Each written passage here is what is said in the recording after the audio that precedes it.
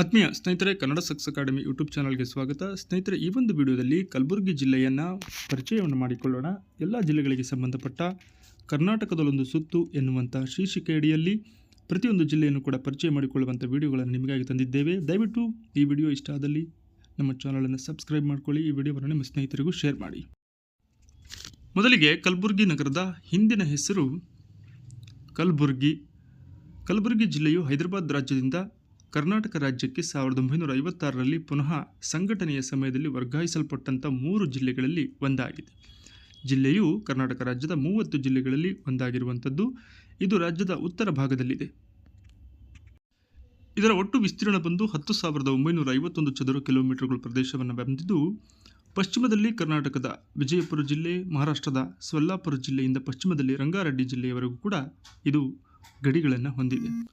ಕಲಬುರಗಿಯ ಚರಿತ್ರೆಯನ್ನು ರಾಷ್ಟ್ರಕೂಟರ ಅರಸರ ಕಾಲದವರೆಗೆ ಗುರುತಿಸಬಹುದು. ನಂತರ ಚಾಲುಕ್ಯ ಸಾಮ್ರಾಜ್ಯದ ಕೆಳಗೆ 200 ವರ್ಷಗಳವರೆಗೆ ಕಲಬುರಗಿ ಇದ್ದೀತು. ಚಾಲುಕ್ಯರ ನಂತರ 12ನೇ ಶತಮಾನದವರೆಗೆ ಕಲಬುರಗಿ ಕಳಚೂರಿ ಅರಸರ ನಿಯಂತ್ರಣದಲ್ಲಿತ್ತು. ಇದಾದ ನಂತರ ಮರುತೂರು, ಇಲ್ಲಿ ವಿಜ್ಞಾನೇಶ್ವರನ ಕೇಂದ್ರವಿದ್ದು ಭಾರತೀಯ ನ್ಯಾಯಶಾಸ್ತ್ರದ ಪಿತಾಮಹ ಎಂದು ಕರೆಯಲಾಗಿದೆ. 12ನೇ ಶತಮಾನದವರೆಗೆ ದೇವಗಿರಿಯ ಯಾದವರು ಮತ್ತು ದ್ವಾರಸಮುದ್ರದ ಹೊಯ್ಸಳರು, ಕಳಚೂರಿ ಚಾಳುಕ್ಯರು ಈ ಒಂದು ಪ್ರದೇಶವನ್ನು ಆಳ್ವಿಕೆಯನ್ನು ಮಾಡಿದ್ದರು. ಇದಾದ ನಂತರ ವಾರಂಗಲ್ನ ಕಾಕತೀಯ ಅರಸರು ಪ್ರಾಮುಖ್ಯತೆಗೆ ಬಂದು ಕಲಬುರಗಿ ಅವರ ನಿಯಂತ್ರಣಕ್ಕೆ ಸಾಗಿತು. ಕ್ರಿಸ್ತಶಕ 1321ರಲ್ಲಿ ಕಾಕತೀಯ ಅರಸರು ಸೋಲಲ್ಪಟ್ಟು ಕಲಬುರಗಿ ದೆಹಲಿ ಸುಲ್ತಾನರ ಕೈಯನ್ನು ಸೇರಿತು.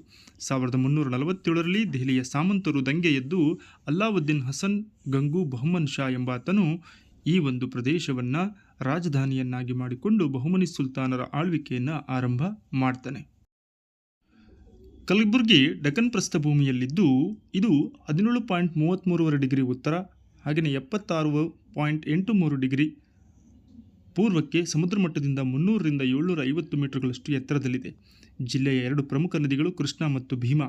ಜಿಲ್ಲೆಯಲ್ಲಿ ಕಪ್ಪು ಮಣ್ಣು ಪ್ರಧಾನವಾಗಿದ್ದು, ಜಿಲ್ಲೆಯು ಹೆಚ್ಚಿನ ಕೃಷ್ಣಾ ಮೇಲ್ದಂಡೆ ಯೋಜನೆಯು ಜಿಲ್ಲೆಯ ಪ್ರಮುಖ ನೀರಾವರಿ ಯೋಜನೆಯಾಗಿದ್ದು, ಜೋಳ, ಸಜ್ಜೆ, ತೊಗರಿ, ಕಬ್ಬು, ಕಡಲೆಕಾಯಿ, ಸೂರ್ಯಕಾಂತಿ, ಎಳ್ಳು, ಹರಳೆಣ್ಣೆ, ಹುರುಳಿ, ಉದ್ದಿನಬೇಳೆ, ಗೋಧಿ, ಹತ್ತಿ, ರಾಗಿ, ಕಡಲೆಕಾಳು ಮತ್ತು ನಾರಗಸೆ ಬೀಜ ಈ ಜಿಲ್ಲೆಯ ಪ್ರಮುಖ ಬೆಳೆಗಳಾಗಿದ್ದು, ಕಲಬುರಗಿಯನ್ನು ತೊಗರಿಯ ಕಣಜ ಅಂತಲೂ ಕೂಡ ಹೆಸರುವಾಸಿಯಾಗಿದೆ.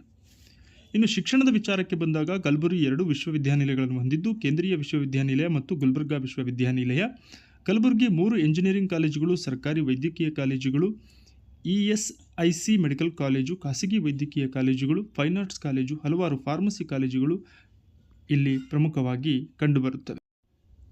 ಕಲಬುರಗಿಯಲ್ಲಿ ಬಹುಮನಿ ಸುಲ್ತಾನರ ನಿಯಂತ್ರಣ ಕಡಿಮೆಯಾದಾಗ 5 ಬೇರೆ ಬೇರೆ ಬಹುಮನಿ ಸಾಮ್ರಾಜ್ಯಗಳು ಸ್ಥಾಪಿತವಾಗಿ ಕಲಬುರಗಿ ಜಿಲ್ಲೆ ಭಾಗಶಃ ಬೀದರ್ ಮತ್ತು ಬಿಜಾಪುರ ಸಾಮ್ರಾಜ್ಯಗಳ ಭಾಗವಾಯಿತು. 17ನೇ ಶತಮಾನದಲ್ಲಿ ಔರಂಗಜೇಬ್ ಮತ್ತೆ ಈ ಪ್ರದೇಶವನ್ನು ಗೆದ್ದು ಕಲಬುರಗಿ ಮತ್ತೊಮ್ಮೆ ಮುಘಲ್ ಸಾಮ್ರಾಜ್ಯದ ಭಾಗವಾಗಿ ಮಾಡಿಕೊಂಡನು.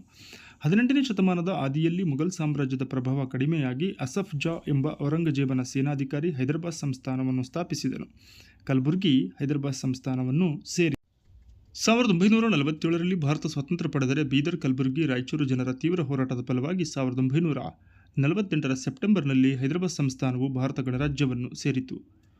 1956ರಲ್ಲಿ ರಾಜ್ಯಗಳ ಭಾಷಾವಾರು ವಿಂಗಡಣೆಯಲ್ಲಿ ಕಲಬುರಗಿ ಜಿಲ್ಲೆಯ 2 ತಾಲೂಕುಗಳು ಹೊರತು ಮೈಸೂರು ರಾಜ್ಯಕ್ಕೆ ಸೇರಿದವು. 1976ರಲ್ಲಿ ಮೈಸೂರು ರಾಜ್ಯಕ್ಕೆ ಕರ್ನಾಟಕ ಎಂದು ಪುನರ್ನಾಮಕರಣ ಮಾಡುವ ಮೂಲಕ ಈಗ ಗುಲ್ಬರ್ಗಾ ಎಂಬುದು ಕಲಬುರಗಿಯಾಗಿ ಮಾರ್ಪಟ್ಟಿದೆ.